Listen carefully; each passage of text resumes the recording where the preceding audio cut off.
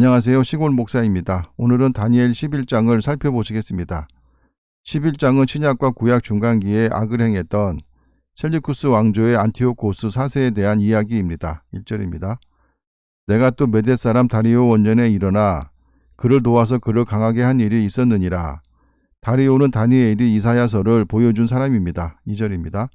이제 내가 참된 것을 내게 보이리라. 보라, 바사에서 또 새 왕들이 일어날 것이요 그 후에 넷째는 그들보다 심히 부요할 것이며 그가 그 부요함으로 강하여진 후에는 모든 사람을 충동하여 헬라 왕국을 칠 것이며 바사의 새 왕은 페르시아의 그리스 침공 이전의 새 왕인 캄비세스와 스메리디스 그리고 다리우스 히스타페스를 말하는 것이고 넷째는 에스더서에서 아하수에로로 언급된 크레르크세스를 말하는 것입니다. 3절입니다. 장차 한 능력 있는 왕이 일어나서 큰 권세로 다스리며 자기 마음대로 행하리라. 능력 있는 왕은 BC 330년경 그리스 제국의 알렉산더 대왕을 말합니다.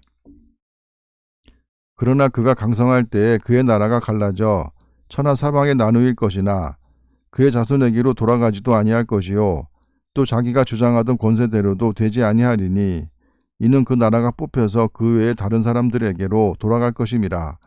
알렉산더가 죽은 후에 그의 자식이 아닌 휘하 네 장군에 의해 나라가 쪼개지고 알렉산더의 아들인 알렉산더 4세는 마케도니아 지역의 왕인 카산더에 의해 살해되었습니다. 남방의 왕들은 강할 것이나 그 군주들 중 하나는 그보다 강하여 권세를 떨치리니 그의 권세가 심히 클 것이요 시리아 왕국의 초대 왕인 셀류쿠스 니카토르는 톨레미 왕조보다 미약한 세력으로 출발했으나 지속적인 정복 사역을 통해 BC 200년경 톨레미 왕조의 통치 아래에 있었던 팔레스타인을 정복하고 인도에까지 이르는 광대한 지역을 통치하는 막강한 세력으로 군림하게 됩니다. 6절입니다. 몇 해 후에 그들이 서로 단합하리니 곧 남방왕의 딸이 북방왕에게 가서 화친하리라. 그러나 그 공주의 힘이 쇠하고 그 왕은 서지도 못하며 권세가 없어질 뿐 아니라 그 공주와 그를 데리고 온 자와 그를 낳은 자와 그때 도와주던 자가 다 버림을 당하리라. BC 250년 톨레미 2세인 필라델푸스가 그의 딸 베레니스를 셀류쿠스 왕조의 안티오코스 2세인 데우스와 결혼시켰으나 데우스의 전처인 라우디스가 베레니스와 그녀의 아이를 살해하고 결국에는 안티오코스 2세마저 독살함으로써 이 정략 결혼이 실패로 돌아갔는데 이후 실권을 장악한 라우디스가 베레니스의 동조자들을 제거하고 자기 아들인 셀류쿠스 2세인 셀류쿠스 칼리니쿠스를 왕으로 즉위시켰습니다. 그러나 그 공주의 본족에게서 난 자 중에 한 사람이 왕위를 이어 권세를 받아 북방왕의 군대를 치러 와서 그의 성에 들어가서 그들을 쳐서 이기고 부왕 톨레미 2세 필라델푸스의 뒤를 이어 왕위에 오른 톨레미 3세 유엘데케스가 BC 246년 누이 베레니스의 복수를 위해 북방왕조 곧 시리아의 셀류쿠스 칼리니쿠스를 공격하여 6년간 전쟁을 수행한 사실을 언급한 것입니다. 이 전쟁에서 그는 자기 누이를 살해한 라우디스를 죽여 누이의 원수를 갚고 수많은 전리품 곧 4,000달란트의 금과 2,500여 개의 우상들을 이집트로 탈취해서 돌아갔습니다. 8절입니다. 그 신들과 부어 만든 우상들과 은과 금의 아름다운 그릇들을 다 노략하여 애굽으로 가져갈 것이요 몇 해 동안은 그가 북방왕을 치지 아니하리라. BC 240년 톨레미 3세가 셀류쿠스 2세와 평화조약을 체결하게 됩니다. 9절입니다. 북방왕이 남방왕의 왕국으로 쳐들어갈 것이나 자기 본국으로 물러가리라. 북방 곧 시리아의 셀류쿠스 2세 칼리니쿠스가 7절과 8절에 언급된 톨레미 3세 유엘데케스의 시리아 침공을 보복하기 위해 평화조약을 파기하고 남방의 애굽을 침공하게 됩니다. 그러나 셀류쿠스 2세는 오히려 톨레미 3세에게 대패한 후 소수의 남은 군대를 이끌고 본국으로 퇴각했습니다. 그러나 그의 아들들이 전쟁을 준비하고 심히 많은 군대를 모아서 물이 넘친같이 나아올 것이며 그가 또 와서 남방왕의 견고한 성까지 칠 것이요 그의 아들들은 셀류쿠스 2세의 두 아들 셀류쿠스 3세 소테르와 안티오코스 3세 마그누스를 가리킵니다. 이들 중 먼저 셀류쿠스 3세가 BC 227년 왕위에 즉위했으나 소아시아 전쟁에서 동료들에게 살해되었으며 그의 동생인 안티오코스 3세가 그 왕위를 계승하게 되었습니다. 본문은 그가 왕으로 즉위한 뒤 페니키아와 팔레스타인 원정에 나선 사실을 가리킵니다. 11절입니다. 남방왕은 크게 노하여 나와서 북방왕과 싸울 것이라. 북방왕이 큰 무리를 일으킬 것이나 그 무리는 그의 손에 넘겨준 바 되리라. 본절은 팔레스타인 원정 이후의 결과를 말하는 것으로 안티오코스 3세의 원정은 남방왕 톨레미 4세 필로파트로의 반격에 막혀 실패하였습니다. 12절입니다. 그가 큰 무리를 사로잡은 후에 그의 마음이 스스로 높아져서 수만 명을 엎드려뜨릴 것이나 그 세력은 더하지 못할 것이요. 톨레미 4세 필로파트로는 그 승리의 교만으로 대제사장 외에는 들어갈 수 없는 예루살렘 성전의 지성소에 들어감으로써 하나님의 징계를 받아 원일 모를 죽임을 당하게 됩니다. 13절입니다. 북방왕은 돌아가서 다시 군대를 전보다 더 많이 준비하였다가 몇 대 곧 몇 해 후에 대군과 많은 물건을 거느리고 오리라. 라피아 전투에서 톨레미 4세에게 패한 안티오코스 3세는 이후 페르시아 지방과 아시아 지방에 원정하여 북으로는 카스피해 동으로는 인더스 강까지 이르는 영토를 확보함으로써 다시 국력을 배가시키고 애굽의 내정 불안을 기회로 다시 톨레미 왕조를 공격하게 됩니다. 그때 여러 사람이 일어나서 남방왕을 칠 것이요. 내 백성 중에서도 포악한 자가 스스로 높아져서 환상을 이루려 할 것이나 그들이 도리어 걸려 넘어지리라. 내 백성 중 포악한 자는 안티오코스 3세의 애굽 침략 정책에 동조하여 팔레스타인의 독립을 성취하려 한 친셀류쿠스파 유대인들을 가리키는데 톨레미 왕조의 스코파스 장군에 의해 무위로 돌아갔습니다. 15절입니다. 이에 북방왕은 와서 토성을 쌓고 견고한 성읍을 점령할 것이요. 남방 군대는 그를 당할 수 없으며 또 그가 택한 군대라도 그를 당할 힘이 없을 것이므로 안티오코스 3세가 마케도니아의 빌립과 동맹을 맺고 톨레미 왕조를 공략하여 팔레스타인을 점령하였습니다. 16절입니다. 오직 와서 치는 자가 자기 마음대로 행하리니 그를 당할 사람이 없겠고 그는 영화로운 땅에 설 것이요 그의 손에는 멸망이 있으리라. 이후 시돈마저 함락되고 BC 198년 팔레스타인은 안티오코스 3세의 수중에 들어가게 되었습니다. 그가 결심하고 전국의 힘을 다하여 이르렀다가 그와 화친할 것이요 또 여자의 딸을 그에게 주어 그의 나라를 망하게 하려 할 것이나 이루지 못하리니 그에게 무익하리라.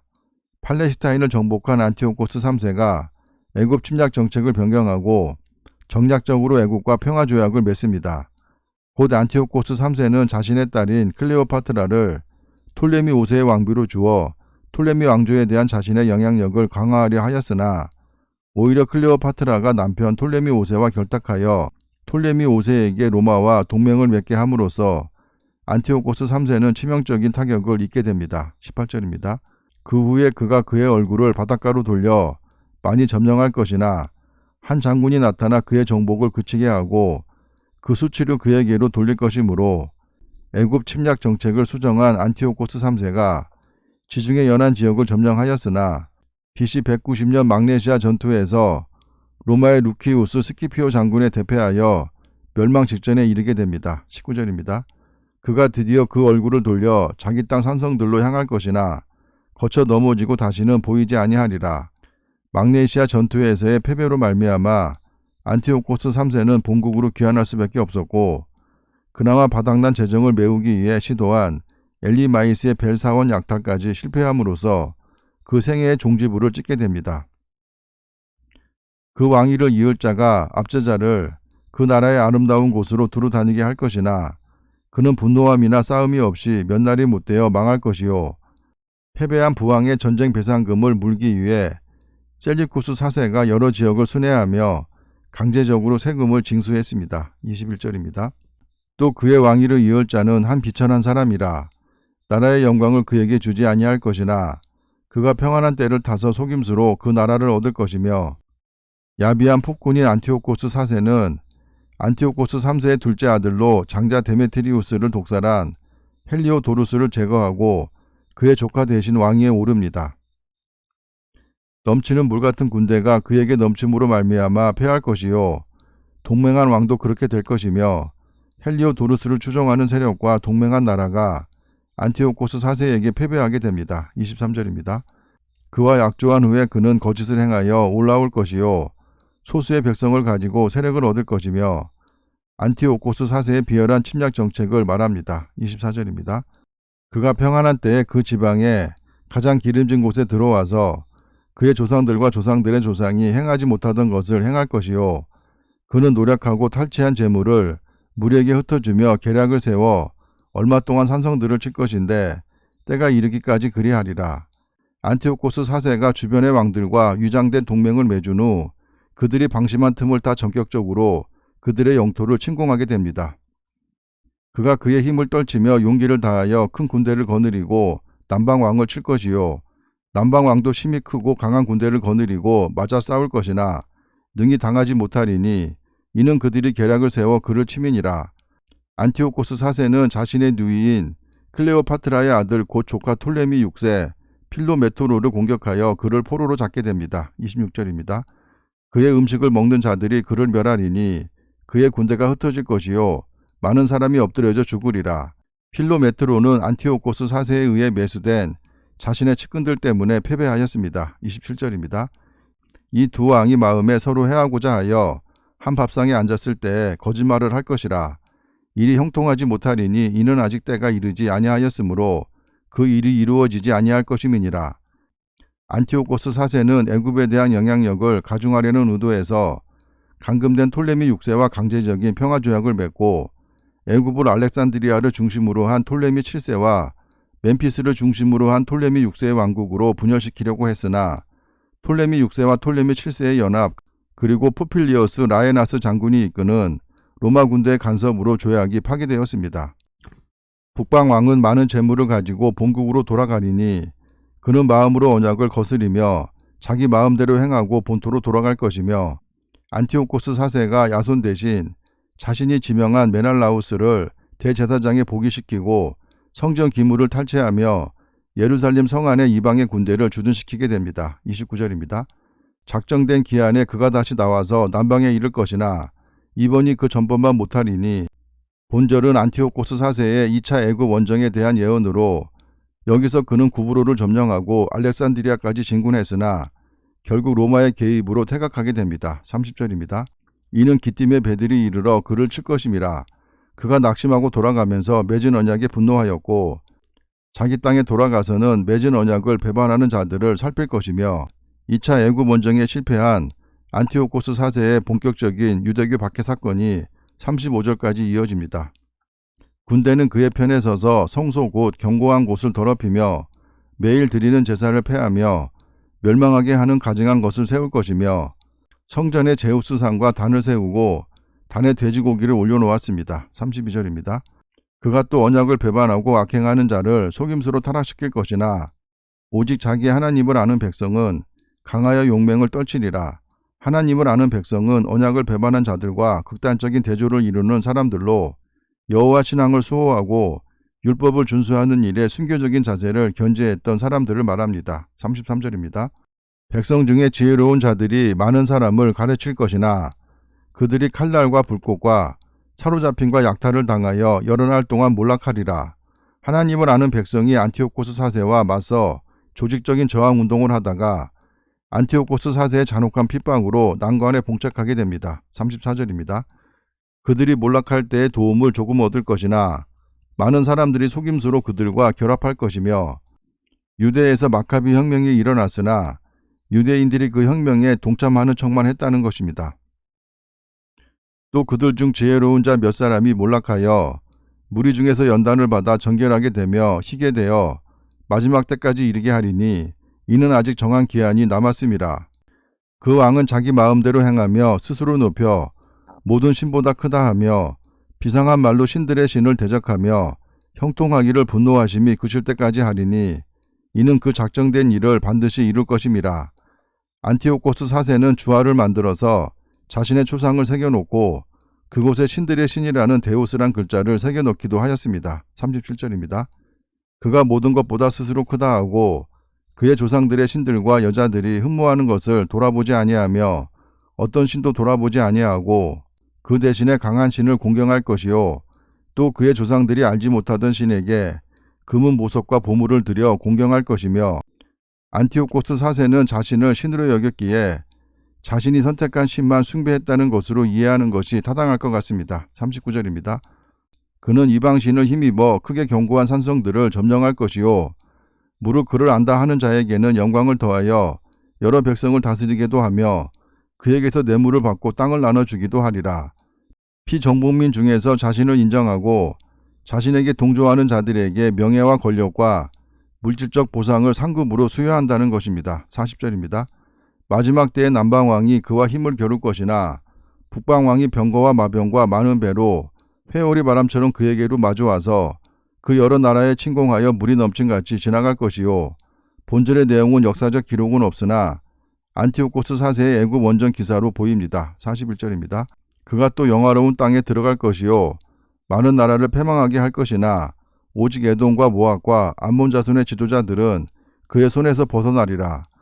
에돔과 모압 그리고 암몬은 역사적으로 안티오코스 4세의 헬라화 정책에 순응하였으며 유다에 대한 안티오코스 4세의 침략 정책에 동조하였습니다. 그가 여러 나라들에 그의 손을 펴리니 애굽 땅도 면하지 못할 것이나 안티오코스 4세의 통치 10년 혹은 11년 되는 해에 있었던 그의 네 번째이자 마지막 애굽 원정으로 봅니다. 43절입니다. 그가 권세로 애굽의 금은과 모든 보물을 차지할 것이요 리비아 사람과 구스 사람이 그의 시종이 되리라. 안티오코스 4세는 애굽뿐만 아니라 친애굽 정책을 표방한 리비아와 구스까지 괴멸시키고 노략질하였습니다. 44절입니다.